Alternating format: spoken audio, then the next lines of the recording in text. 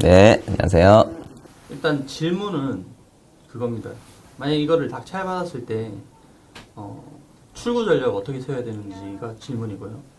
일단 이 물건에 대해서 간단히 좀 설명드리면, 일단 하자가 몇 가지 있는데, 첫 번째 이제 이거 철거 판결을 받은 건물이고요. 이 토지 소유자가 이제 지료를 못 받아서 철거 소송을 했는데 이겼어요. 1차적으로 이긴 그런 물건이고, 두 번째 하자는 이게 위반 건축물입니다.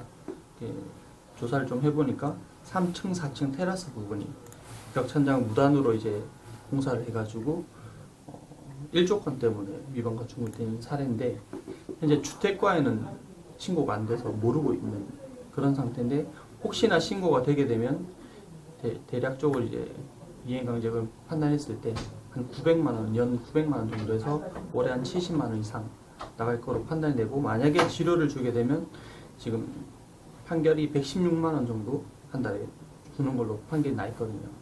근데 이걸 제가 만약에 한 번 더 이제 보고 있는 단계인데, 한 번 더 유찰된 이후에 들어간다면, 그래도 여기가 방이 한 18개 정도 되니까 500에 30 정도 해서 계산을 하더라도 한 500만 원 이상 월세를 받을 수 있고, 그걸로 이제 뭐 이런 거 다 제한다고 하더라도 수익률은 괜찮을 것 같은데, 혹시나 나중에 이제 어떻게 이걸 여기를 이제 팔고 나와야 될지가 좀 감당이 안 돼가지고 좀 질문이 듭니다. 자, 위반 건축물, 그리고 건물만 나왔다는 거. 네, 맞습니다. 크게 두 가지죠. 위반 건축물에 대해서는 별거 아니에요. 뭐 그 금액도 그렇고, 그리고 공사를 새로 하는 것도 별 무리가 없을 겁니다. 그 정도라면. 그러니까 그거는 별게 아닌데, 문제는 뭐냐면, 이건 지금 고시원이에요. 그런데 뭐 제가 이 물건을 가보진 않았지만, 여기 취소하고 다 할 겁니다. 네. 원룸처럼 임대 놓고 예, 있을 맞습니다. 거예요. 예. 그러니까 저렇게 보증금을 받고 있죠. 그게 불법입니다. 아직 이 시정명령이나 뭔가 안 나와서 그렇지, 만약에 그걸 빼면 이렇게 받을 수가 없습니다. 그러니까 기본적으로 이제 뭘 빼야 되느냐, 일단 모든 취사는 다 빼야 되고, 심지어 싱크대도 빼야 됩니다. 그래서 공동으로 먹을 수 있는, 흔히 우리가 아는 고시원 있죠. 그렇게 해놔야 됩니다. 원래는 그렇게 준공 받았을 거예요. 그리고 그걸 이제 취사 및 뭐 넣어갖고 원룸인처럼 임대 놓고 있는 겁니다. 그래서 그게 걸리면 큽니다. 그거는 월세보다 더 나올 수도 있어요. 그냥 그걸 유지한다면. 그래서 뭐 시정 나오면 뺐다가 다시 넣고 뺐다가 다시 넣고 그런 분들도 계시는데, 우리가 뭐 편하게 살자고 이 건물 사는 건데 스트레스입니다.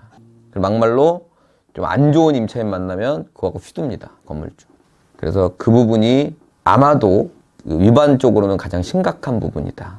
걸리진 않았지만. 사실 그쪽은 판단 못하고, 아무래도 고시원이다 보니까 철거 판결은 받았지만 집행하기가 상당히 어려울 것이다. 저희가 뭐 세입자를 바꿔놓는다든지 뭐 소유주를 바꿔치기 한다든지 해가지고 좀 철거 판결이 집행하기 힘들게 해서 저는 좀 시간을 끌면서 뭐 토지 소유주랑 협의를 해서 뭐 판다는 조건으로 이렇게 생각을 해본 적이 있었는데, 부원장님 설명 들으니까 전혀 또 예상치 못했던. 자, 그게 심각한 문제고요. 네. 이제 두 번째는, 그게 만약에 괜찮다라는 건 불법이 아니다는 아닐 거예요. 분명히 그렇게 쓰고 있을 거야. 네. 예. 직접 갔는데 그렇게 쓰고 있습니다. 네. 근데 뭐 예를 들어서 임대료는 이런데 과태료가 이래갖고 뭐 그것도 감안할 수 있다. 아니면 이 동네는 다 그래서 그런 동네여서 특별한 그 시정을 안 한다. 뭐 이런 약간 억지 가정을 한번 깔아놓고 괜찮다라고 판단하고 이제 건물만 입찰로 넘어온다면, 이건 법정 이성은 무조건 성립 안 됩니다. 성립 안 되는 거에 있어서 상대랑 어느 정도의 뭔가 협의가 없다면, 그러니까 사전에 협의가 없다면 입찰하시면 안 될 것 같습니다. 예를 들어 내가 이 사람한테 엄청나게 져갖고, 내가 땅 주인인데 이거 나 부셔갖고 새로 할 거야, 합법적인 건물로 바꿔버릴 거야 라는 계획이 확실하게 서버린 사람이라면, 뭐 아주 파격적인 조건에 나한테 뭔가가 있지 않는 한은 뭐 최악의 상황으로 갈 수도 있다는 얘기입니다. 물론 그런 일은 별로 없어요. 왜냐면 이게 새 건물이고 그러니까 내가 부시겠다 이런 경우는 많이 없지만, 그래도 철거 판결까지 받아 놓은 것 같아요. 예, 받아 놓은 상태다 보니까 저 사람 퇴거시키고 이거 우리 같은 사람한테는 일도 아닙니다. 그 사람이 비전문가라도 전문가를 찾아가면 건물주인도 전문가다. 네. 시간만 더 끌리는 것 뿐이지 무조건 제가 원하는 대로 할 수 있습니다. 그렇기 때문에 토지주의를 만나서 뭔가 협의가 있기 전까지는 이거를 예상으로만 갖고는 입찰하면 안 될 것 같다. 다른 거 하나는 그냥 제가 최근에 이제 토지를 조금씩 공부를 시작하고 하면서 제가 기존에 가지고 있던 이제 상가를 좀 처분해서 이제 다른 쪽 토지 쪽으로 좀 전환을 하려고 좀 하고 있는데 상가를 팔려고 내놓으니까 너무 안 나가서 어떻게 좀 상가를 좀 잘 팔 수 있는 전략 같은 게 있을까요? 지금 제가 한 거는 뭐 이제 인터넷에 올리고 뭐 부동산에 내놓은 정도밖에 안 되거든요, 사실. 싸게는 팔려는 사람이 있어요? 싸게 아니요, 아예 그냥 내놨는데 뭐 전혀 문의도 없어요? 문의가 없어요. 수익률이 몇 프로 정도 되는? 그게 한 수익률 그거는 뭐 100% 이상 그냥. 아니 그러니까 제가 투자금 대비해서 지금 월세가 얼마 나와요? 거기는 110만 원. 얼마에 내놨어요? 그 수익률 네. 3억이요. 3억. 예. 원칙적으로는 자율경제 시장에서 사는 사람이 있어야 파는 건데 네.